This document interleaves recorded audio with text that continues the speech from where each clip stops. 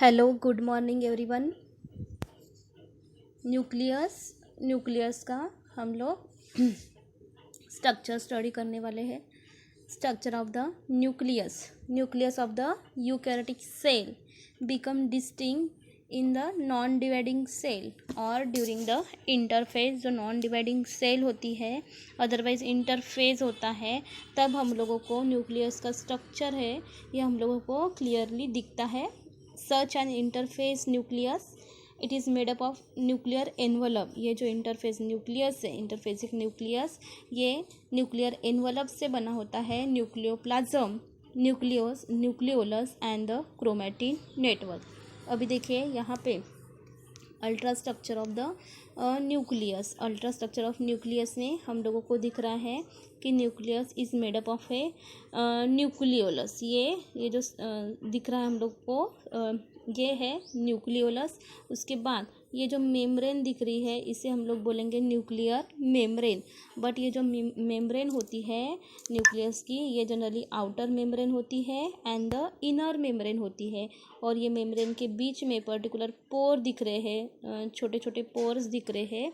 ये जो पोर्स है इसे हम लोगों ने बोला है nuclear pore. Nuclear pore means यहाँ पे पर्टिकुलर गैप है between the membrane entire membrane नहीं है, कंप्लीट मेम्ब्रेन नहीं है, उसमें स्पेस दिख रहा है, इसे हम लोग बोलेंगे nuclear pore.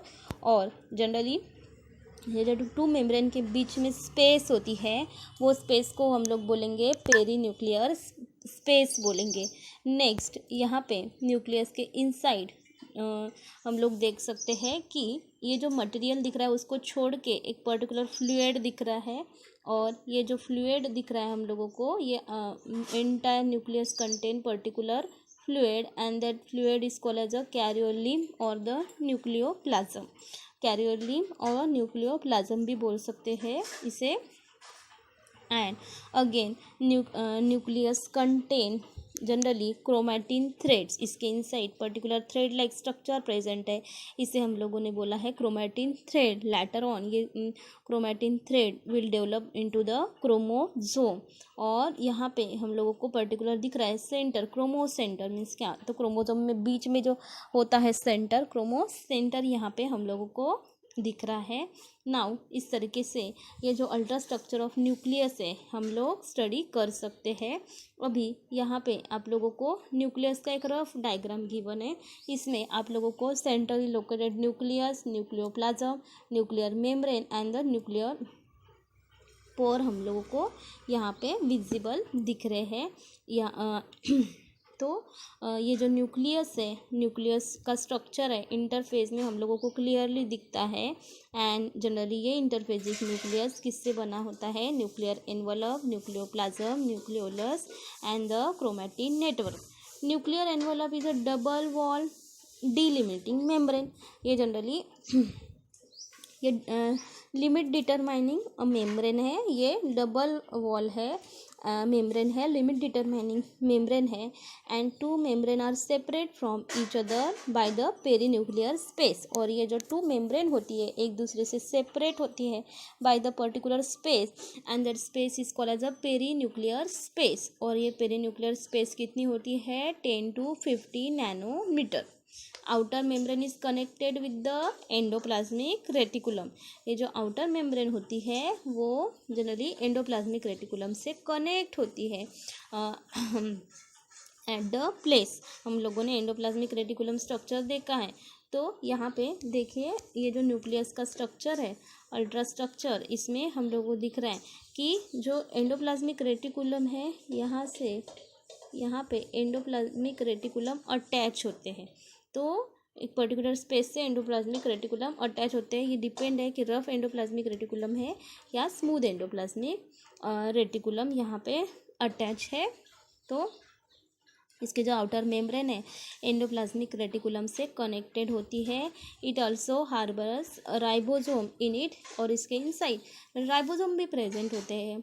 And the inner membrane is lined by the nuclear lamella, a network of the protein fibre. और ये जो इनर मेम्ब्रेन है ये पर्टिकुलर न्यूक्लियर लैमेला अदरवाइज एक पर्टिकुलर प्रोटीन फाइबर का नेटवर्क है उससे लीन होती है and that help the maintain the shape of the nucleus. और ये जो मेम्ब्रेन है न्यूक्लियस का एक पर्टिकुलर शेप मेंटेन करने के लिए हेल्प करती है। Two membrane along with the perinuclear space help in a separating nucleoplasm from the cytoplasm। अभी देखिए ये न्यूक्लियस जो है एक सेंट्रल आइडिया देखिए, ये न्यूक्लियस है, ये सेल है, तो इसके न्यूक्लियस के इनसाइड पर्टिकुलर यहाँ पे हम लोगों को मेम्ब्रेन न्यूक्लियस में मेम्ब्रेन दिख रही है, इसे हम लोग बोलेंगे न्यूक्लियर एनवलप बोलेंगे। ये क्या कर रही है, ये सेल है and this one is a cytoplasm. तो और ये है न्यूक्लियस। तो क्या हो रहा है कि ये जो मेम्ब्रेन है न्यूक्लियर का एनवलप है, साइटोप्लाज्म प्लस न्यूक्लियोप्लाज्म एक दूसरे को सेपरेट कर रहा है with the help of generally membrane, और इसे बोलेंगे न्यूक्लियर एनवलप। तो हम लोग बोल सकते हैं कि the two membrane along with the perinuclear space help in separating the nucleoplasm from the cytoplasm. However, nuclear membrane is not continuous। और ये जो न्यूक्लियर मेम्ब्रेन है ये कंटिन्यूस नहीं है, इसमें पर्टिकुलर यहाँ पे हम लोग देखते हैं कि छोटे छोटे गैप दिखते हैं और इसे हम लोग बोलेंगे न्यूक्लियर पोर बोलते हैं। कंटिन्यूस नहीं है, यहाँ पे गैप है, उसे हम लोग बोलेंगे न्यूक्लियर पोर। एंड जनरली ये जो न्यूक्लियर पोर होते हैं ये गार्डेड होते हैं by the pore complex which regulate the flow of the substance from the nucleus to the cytoplasm and in reverse direction.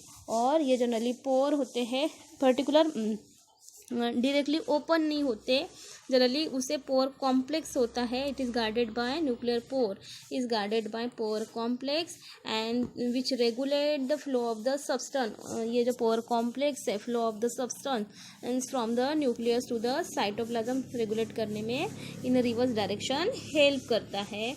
Now the nucleoplasm और the कैरियोलिम।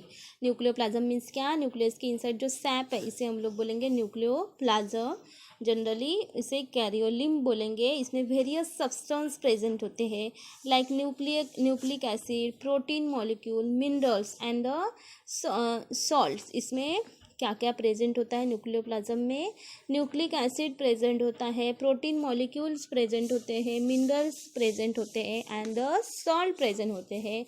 It contain the chromatic network and the nucleolus. इसमें generally एक particular chromatic network present होता है and the nucleolus present होता है। And nucleolus is a another component which is not bounded by the cell membrane। Nucleolus एक particular component है, इसे particular cell membrane से ये बाउंडेड नहीं है। Nucleolus is made up of RNA and the ribosomal protein. ये जो nucleolus है ये किससे बना है, तो it is made up of है RRNA।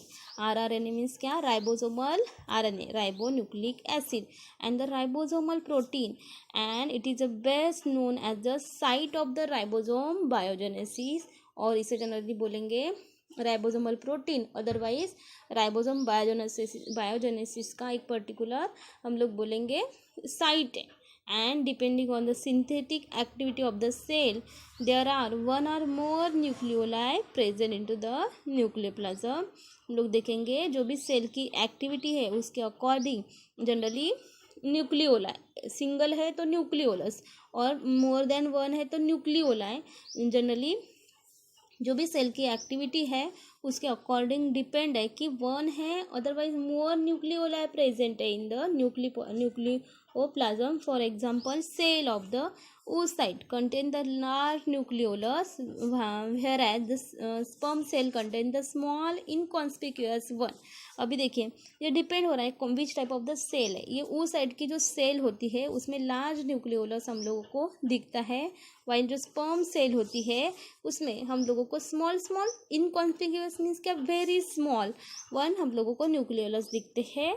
It appear as a dense spherical bodies present near the chromatin network. और हम लोगों को ये जो क्रोमैटिन नेटवर्क है, जो थ्रेड लाइक स्ट्रक्चर दिखते हैं क्रोमैटिन नेटवर्क, उसके सराउंडिंग में हम लोगों को डेंस स्फेरिकल बॉडीज हम लोगों का न्यूक्लियोलस अपीयर होते हैं, दिखते हैं। They produce RRNA and the ribosomal protein, और इसका मेन फंक्शन जो है it is produce the small r RRNA ribosomal RNA and the ribosomal protein which are then transported to the cytoplasm, और उसके बाद RRNA and the ribosomal protein cytoplasm में फिर send किया जाता है and are assemble together to form the ribosome, और फिर उसके बाद जनरली एक दूसरे के साथ असेंबल हो जाते हैं और जनरली क्या प्रोड्यूस करते हैं, राइबोसोम। इस तरीके से जो न्यूक्लियस है ये बहुत इम्पोर्टेंट स्ट्रक्चर है, जो भी न्यूक्लियोलस ये इम्पोर्टेंट स्ट्रक्चर है which is generally present inside the nucleus. Now next topic हम लोग देखेंगे chromatin material. What is chromatin material? Nucleus chromatin material, फिर से यहाँ पे हम लोग को दिख रहा है ये जनरली थ्रेड लाइक स्ट्रक्चर दिख रहा है, इसे हम लोग क्रोमैटिन मटेरियल बोलेंगे। Nucleus contain the genetic information in the form of a chromosome.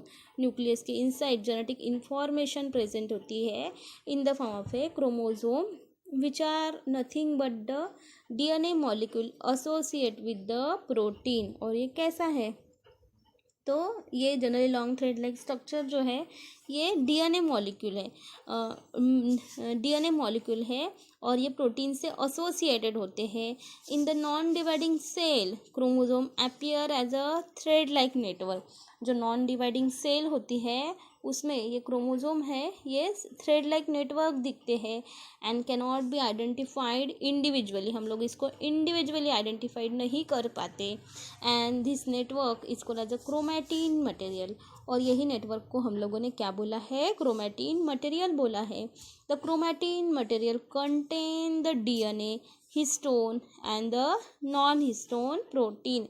ये जो क्रोमैटिन मटेरियल है इसके इनसाइड DNA प्रेजेंट होता है, हिस्टोन प्रेजेंट होता है and the non histone protein present होता है एंड द RNA भी इसके इनसाइड प्रेजेंट होता है।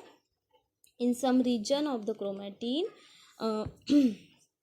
DNA is a more and genetically active call as a euchromatin. यहाँ पे देखिए हम लोगों को रीजन दिख रहे हैं, पर्टिकुलर रीजन जो होते हैं इसमें DNA ज़्यादा एक्टिव दिख रहे हैं जनरली, तो इसे हम लोग बोलेंगे यूक्रोमैटिन बोलेंगे।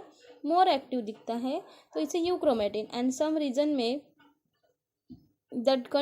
some region that contain a more of the protein and less DNA and it is a genetically inert, it is called as a heterochromatin।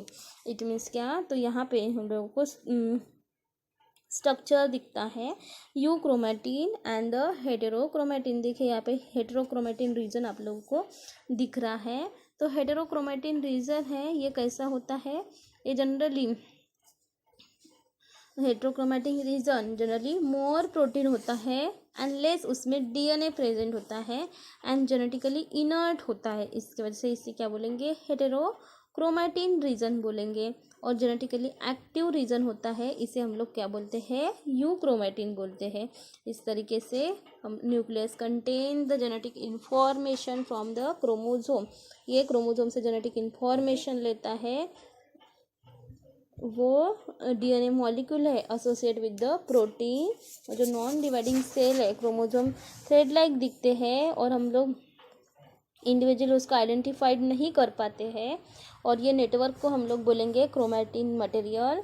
Chromatin material contain the DNA histone and the non-histone protein and the RNA.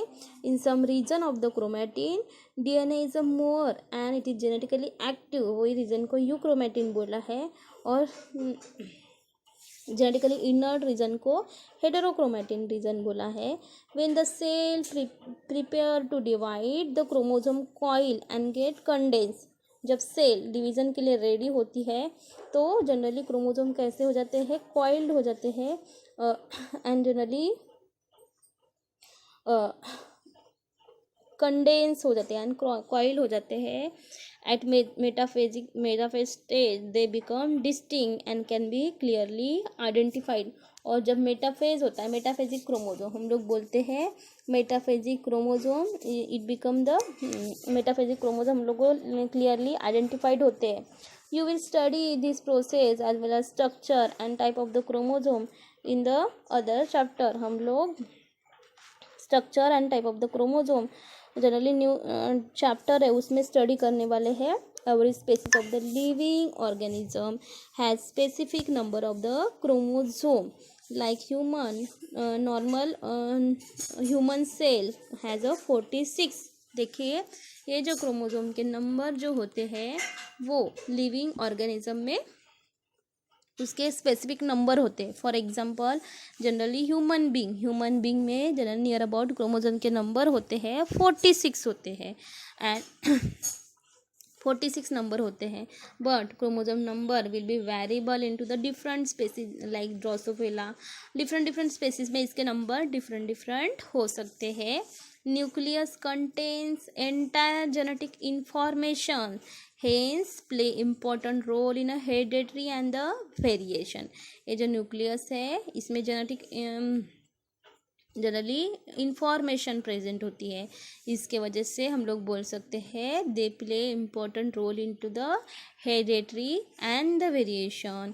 Variation means differenceness and hereditary means transfer of character from parent to the offspring. इसकी वजह से nucleus को ये hereditary and variation में important role play करता है.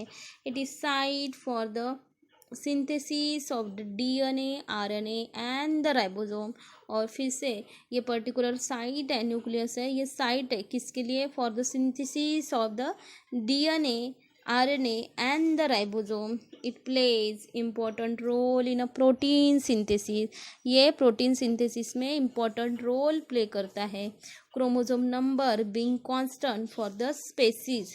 ये जो क्रोमोसोम नंबर होते हैं ये कांस्टेंट होते हैं for species. It is important in a polygenetic studies. ये इम्पॉर्टेंट होते हैं इन द पॉलीजेनेटिक स्टडीज़ में. And nucleus thus it is a master cell organelles. इसके वजह से न्यूक्लियस को हम लोगों ने मास्टर सेल ऑर्गेनेलिज भी बोला है. तो नाउ इसमें आप लोगों को नेक्स्ट जो टॉपिक दिख रहा है इसे हम लोग बोलेंगे cytoskeleton. What is exact cytoskeleton? ये पॉइंट नंबर 13 है. With the advancement in the light and electron microscopy scientist reveal presence of networks of the fibre through out the cytoplasm. हम लोगों को जो एडवांस जो माइक्रोस्कोप है इलेक्ट्रॉन माइक्रोस्कोप, इसके inside हम लोग नेटवर्क ऑफ फाइबर्स देखते हैं इनसाइड द साइटोप्लाज्म. इसे हम लोगों ने बोला है साइटोस्केलेटन. एंड ये जो साइटोस्केलेटन जो है it is consist of microtubules. Microtubules से बने हैं microfilament and the intermediate filament. इससे साइटोस्केलेटन बना है. It is made up of microtubules, microfilament and the intermediate filament से बना है. माइक्रोट्यूबुल्स है are made up of protein tubulin. ये जो माइक्रोट्यूबुल्स है ये प्रोटीन ट्यूबुलिन से बना है. Microfilament are made up of actin and the intermediate filament. ये जो माइक्रोफिलामेंट है ये इंटरमीडिएट फिलामेंट से बना है and compose of fibrous protein. And again fibrous protein भी इसमें ऐड है. Cytoskeleton help in maintenance of the shape of the cell. Cytoskeleton का भी एक इम्पोर्टेंट फंक्शन है. What is exact function of the cytoskeleton? Cytoskeleton help in maintain of the shape of the cell. Cell का shape maintain करने के लिए. Contraction of the cell, cell का contraction के लिए. कॉन्ट्रैक्शन मीन्स क्या? समवॉट जनरली स्प्रिंकल हो जाती है cell contraction and mobility of the cell and the cell organelles, cell की मोबिलिटी एंड सेल ऑर्गेनेलिज की mobility, changes in a shape of the cell and the cell division, cell का shape change करने के लिए and the cell division में ये cytoskeleton जो है ये इम्पॉर्टेंट रोल प्ले करता है। इस तरीके से हम लोग बोलेंगे कि साइटोस्केलेटन है ये हम लोग इलेक्ट्रॉन माइक्रोस्कोप के अंडर ऑब्जर्व करते हैं एंड ये फाइबर्स लाइक स्ट्रक्चर होते हैं और present throughout the cytoplasm, it is called as a cytoskeleton, इसे हम लोग साइटोस्केलेटन बोलते हैं।